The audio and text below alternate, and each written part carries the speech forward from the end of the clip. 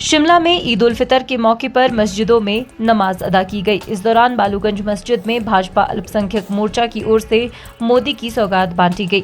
हिमाचल भाजपा अल्पसंख्यक मोर्चा के प्रदेश अध्यक्ष बिलाल अहमद शाह के साथ शिमला ग्रामीण भाजपा नेता रवि मेहता ने बच्चों और नमाजियों को मोदी की सौगात पैकेट वितरित किए।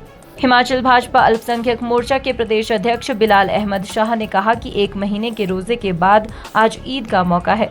नवरात्रि भी चल रहे हैं, ऐसे में प्रदेशवासियों को उन्होंने नवरात्रि की बधाई दी। उन्होंने कहा कि नरेंद्र मोदी का सपना है कि गरीबी में जी रहे मुस्लिम लोगों का उत्थान हो। इसको लेकर देश भर में मोदी की सौगात कार्यक्रम किया जा रहा है, जिसमें बच्चों को राशन वितरित किया जा रहा है। इसको लेकर शिमला में भी कार्यक्रम आयोजित किया गया। आज ईद का मौका, ईद आई है और आज ही के दिन से नवरात्रि भी शुरू हो रहा है, तो मैं प्रदेशवासियों को नवरात्रों की बधाई भी दे रहा हूँ।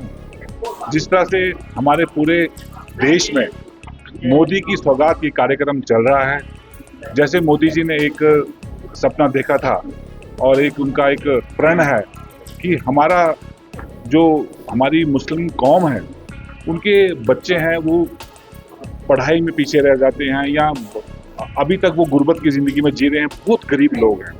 तो इस बार उन्होंने एक राष्ट्रीय अध्यक्ष JP नड्डा जी, अध्यक्ष हमारे मोदी जी, प्रधानमंत्री मोदी जी और हमारे राष्ट्रीय महामंत्री दुष्यंत गौतम जी और हमारे राष्ट्रीय अध्यक्ष जमाल सिद्दीकी जी ने एक कार्यक्रम तय किया कि इस बार गरीब, जितने भी गरीब के घरों में राशन के तहत जैसे कोई चावल, आटा, घी और ये वितरित किया है।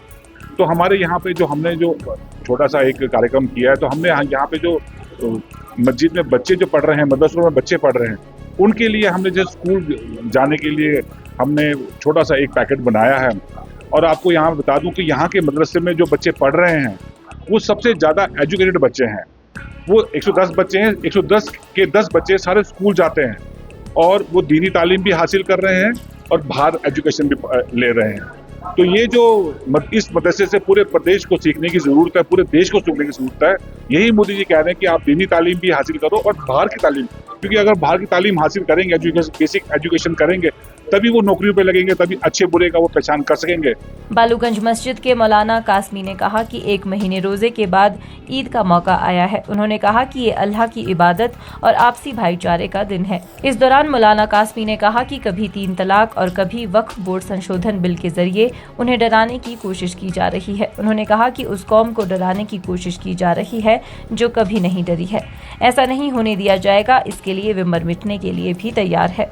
ईद का त्यौहार 1 महीना रोज़े रखने के बाद अल्लाह की तरफ से, ईश्वर की तरफ से, या जो भी दूसरा नाम आप लेना चाहें, तो ये त्यौहार हमें 1 महीने तक रोज़ा रखने के बाद खुशी का एक दिन दिया।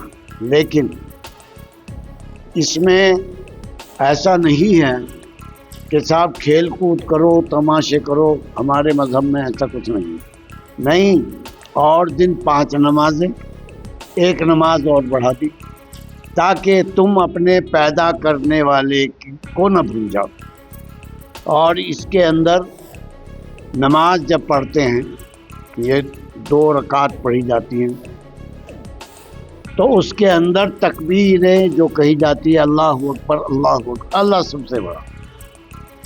ये इस नमाज की खासियत है। दूसरी खासियत ये है कि गरीब आदमी इस खुशी में पीछे न रह जाएं, उसके लिए सदक़तुल फ़ितर एक मखसूस रकम है जो हमारे शिमला के अंदर 70 रुपये पर हेड घर वाले की तरफ से देनी पड़ेगी उस आदमी को जो गरीब है, ताकि वो भी ईद की खुशी में शामिल हो जाए। एक पैगाम प्यार का, मोहब्बत का, आपसी मेल मिलाप का, ये इस देश की, इस प्रदेश की संस्कृति है। इसको कुछ लोग बिगाड़ना चाहते हैं। कभी 3 तलाक के ऊपर, कभी संशोधन वक्फ एक्ट के अंदर। क्या है ये? डराना चाहते हैं उस कौम को जना कभी डरी है ना डरे। मर जाएंगे, मिट जाएंगे, लेकिन ऐसे नहीं मिटेंगे, क्योंकि हमारा हिंदुस्तान का जो दस्तूर है आईन है उसके मुताबिक हम एहतजाज करेंगे, करते रहेंगे। वक्फ एक्ट के अंदर तरमीम को बर्दाश्त नहीं किया जाएगा। हिमाचल न्यूज़ 24/7 के लिए शिमला से हरदेव कुमार के साथ सपना शर्मा की रिपोर्ट। आप देख रहे हैं हिमाचल न्यूज़ 24।